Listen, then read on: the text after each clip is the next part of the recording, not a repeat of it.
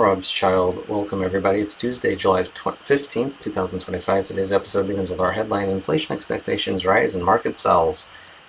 If you only looked at the CPI today, according to investing.com, we beat expectations, although still high, and so that made the market uncomfortable enough that 10-year rates, 10-year break-even inflation rates rose today.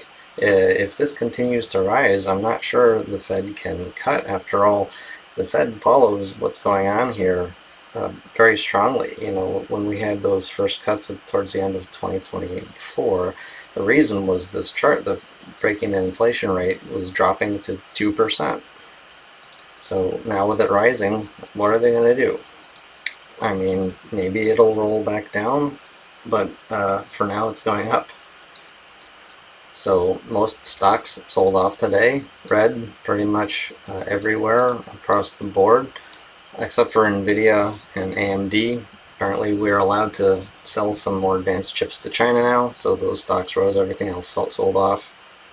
We'll get through more of those charts momentarily. Before that, community topics: what moves, if any, did you make today? Did you buy anything, sell anything? Comment below. Robschild sits on hands. Coming up, tariff updates as always. We got 2 weeks before August 1st. You know, guys, remember, does the market remember April at all? Or does that not matter anymore? Hard to say. But then Wednesday we have PPI, so we get to see the producer side of this inflation coin. And Thursday, initial jobless claims and continuing claims. Remember, we're currently sitting at 2.5-year continuing claim highs. If that continues to go up, watch out below risk assets. Thank you for watching, subscribing, commenting, and supporting the channel. No changes to the daily reminders, macro views. Read my website to hear me explain them. No changes to the crystal ball readings nor the Robschild portfolio for today. Just like you saw in the heat map, stocks went down. The S&P 500 dropped. Now that candle, the way I have it, the zoom in there looks like a bigger red candle than it is. It's only 0.4%, which is small by itself, but considering that it engulfed 1, 2, 3, 4 previous trading days, says it's fairly formidable. And so right now, this market is saying, I'm going down. So we'll see what happens after that. TNX, the bulls on yields, bears on long duration. My arch enemies out there. As you know, I am a bond bull right now. The 10-year Treasury yield rose by 6 basis points, notably above this inverse head and shoulders top here. This pink line doesn't mean a whole lot. Let me get rid of that. So yeah, looks like we might be headed up on 10-year yields. I still find it really interesting, all of these larger patterns we're seeing, potentially a head and shoulders here. So we'll see if we break this, previous head or not.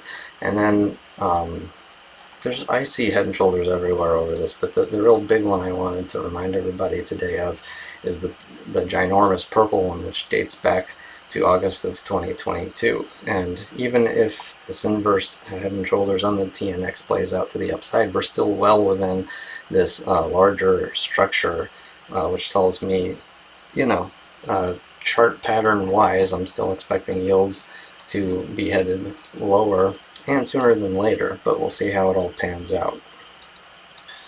Next, I wanted to bring up HYG divided by SHI, also dropping today, still fairly elevated. So the way I'm looking at it, still very tight credit spreads, but they loosened up a little bit today. The next chart I wanted to talk about today is copper. After jumping off of the tariff news back on last Tuesday, we spiked up and we've been sort of consolidating up here. I find it notable that, that Bitcoin is clearly looking bearish right now, short term, okay?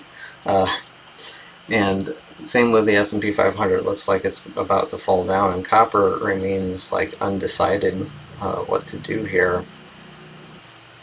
Since it's consolidating, it looks like it's going to be moving another large amount If I were to guess, I'd actually guess to the downside, believe it or not, at this stage, but we'll see how that plays out. I talked about K-Web yesterday.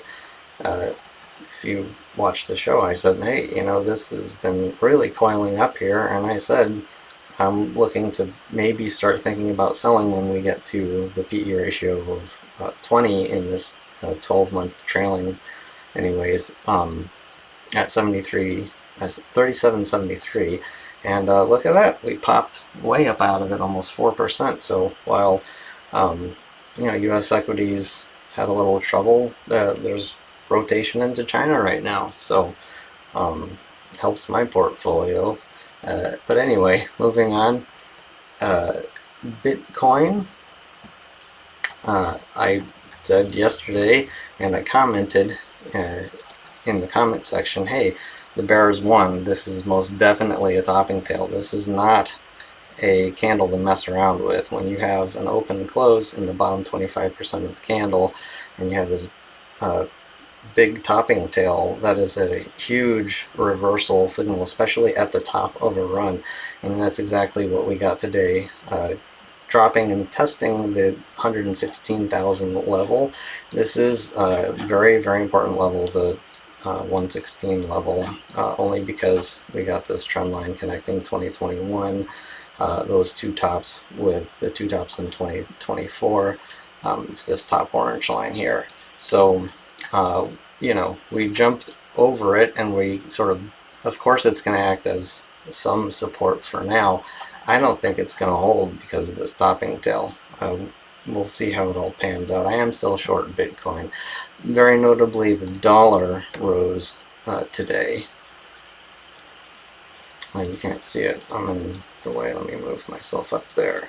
So I'm one of very few people that has been talking, hey, the dollar's probably not as bearish as a lot of people think. I'm bullish the dollar. I said that all the way back on Friday, and it looks like the market is beginning to agree with me. So that's all for today's show. Hope you enjoyed. Thank you for watching, and see you next time. Robschild.